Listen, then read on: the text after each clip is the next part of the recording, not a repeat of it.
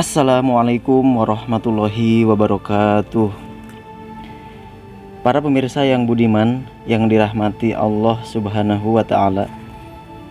Pertama, marilah kita selalu meningkatkan rasa syukur kita kehadirat Allah Subhanahu wa Ta'ala yang telah memberikan begitu banyak dan berlimpahnya kenikmatan kepada kita semua, sehingga dengan kudrat irodatnya kita masih diberi kesempatan hidup sampai detik ini. Dan marilah kita sama-sama tingkatkan rasa hormat kita kepada junjunan Nabi besar Muhammad Sallallahu Alaihi Wasallam yang telah dilimpahkan kepadanya, kepada keluarganya, kepada para tabi'in, para sahabat, dan semoga sampai kepada kita semuanya. Dalam kesempatan kali ini, saya akan menyampaikan pemahaman mengenai hakikat sholat yang sesungguhnya dan perbedaan makna sembahyang. Sebelum mendengarkan ini, sudi kiranya untuk mengosongkan gelas dan membuka mata batin kita agar dalam menerimanya dibarengi dengan petunjuk dan hidayahnya Allah Subhanahu wa Ta'ala. Amin ya Allah ya Rabbal Alamin.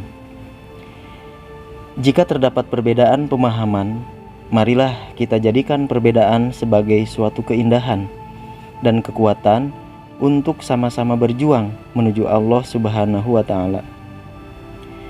Karena ibarat pelangi, meskipun berbeda warna, tetapi menjadi suatu keindahan yang dipandang mata. Begitupun pengetahuan, semakin beragam tingkat pemahaman dan pengkajiannya, menjadikan kita saling belajar dan melengkapi satu dengan yang lainnya. Jangan jadikan perbedaan menjadi perusak persaudaraan dan tali silaturahmi kita sebagai sesama muslim khususnya, dan sesama manusia secara umumnya. Baiklah, langsung saja kepada pokok pembahasan kali ini. Selama ini kita sudah tahu dan melaksanakan perintah sholat. Namun apa perbedaan sholat dengan sembahyang? Yang pertama kita akan bahas masalah sholat. Sholat adalah hal yang harus dijalankan oleh semua makhluk, yang mana makhluk ini diikat oleh satu nama, yaitu Muhammad.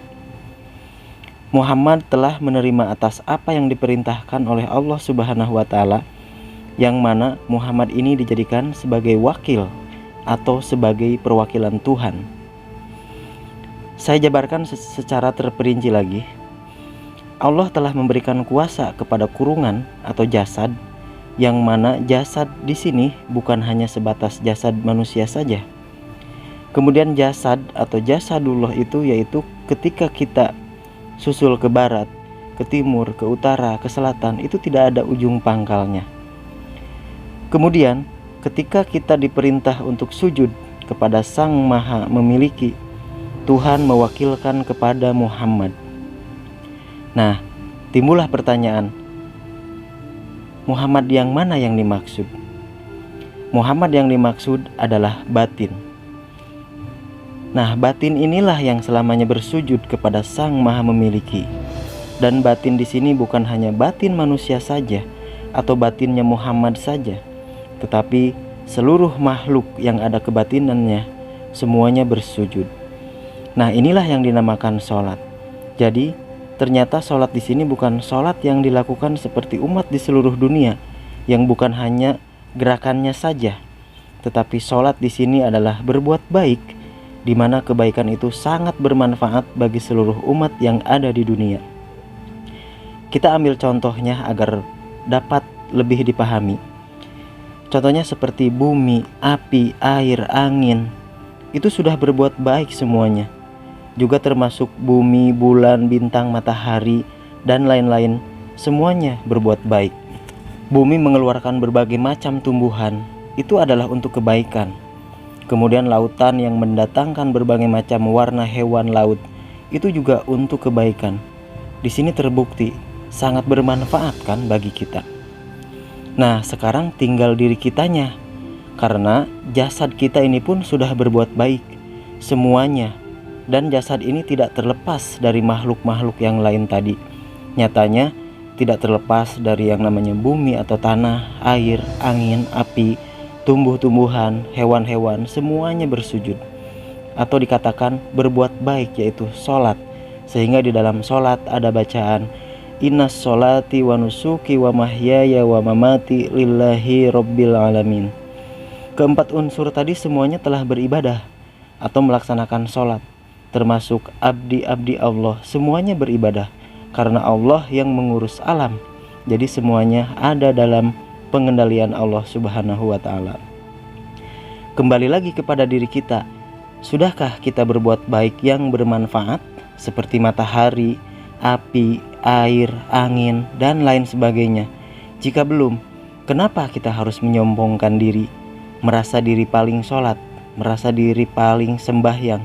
Marilah kita sama-sama introspeksi diri kita sekali lagi, bahwa makhluk-makhluk yang lain sebegitu jauhnya berbuat kebaikan dibanding dengan kebaikan-kebaikan kita.